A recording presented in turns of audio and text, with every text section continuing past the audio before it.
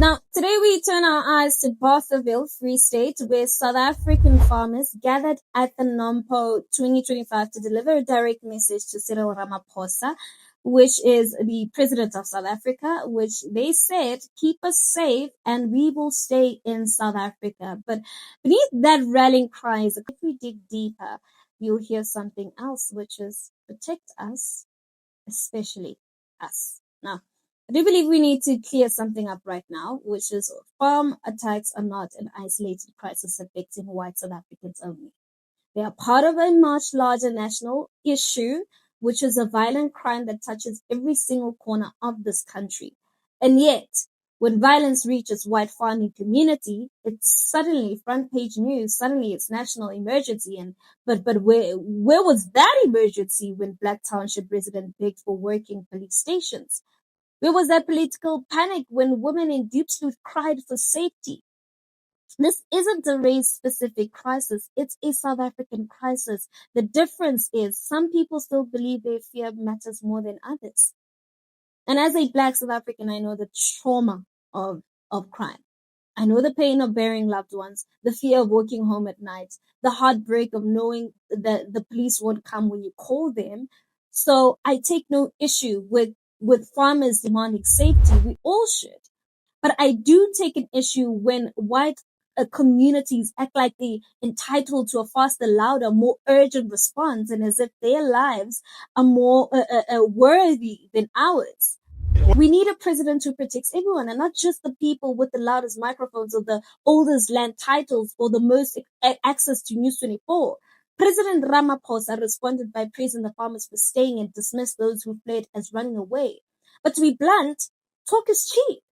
Where is the action? Where's this rural safety plan? Where's the commitment to fight crime for all communities from Limpopo to Langa?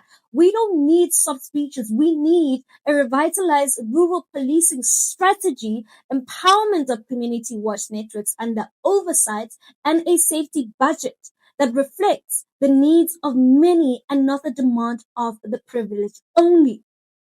This is the heart of the matter. Why South Africans, especially in agriculture, still expect to be treated as the core of this country, as the owners, as the protectees. Even when they claim to be staying, it comes with conditions, which is protect us or else. Meanwhile, Black communities are already staying without security, without certainty, without privilege. We stay because we have no Switzerland, no dual passport, right? No farm in Peru to retreat to. We stay because it's our only home and we don't demand special protection, but we demand equal protection. So, to the farmers at NAMPO, we hear you. You deserve safety. Your workers deserve safety. But so do the taxi drivers in Umlazi. So do the school children in Soweto. And so do the elders in Umtata.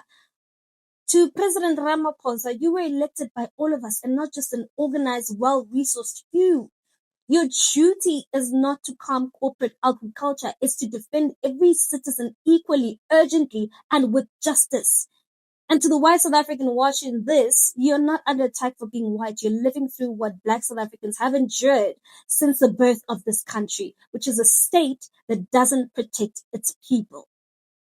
It's not racial war. It's a broken system. Let's fix that system together, not by demanding special treatment, but by standing in unity and saying that every life matters, every village matters, and every farm matters, and every citizen deserves to live without fear. I'm Naledi Mfoloe, and this is ADNC, where our truth is global, powerful, and unapologetically Black. Now let's continue the conversation in the comment section. I really want to hear what your thoughts are on this. And while you're at it, don't forget to give this video a thumbs up.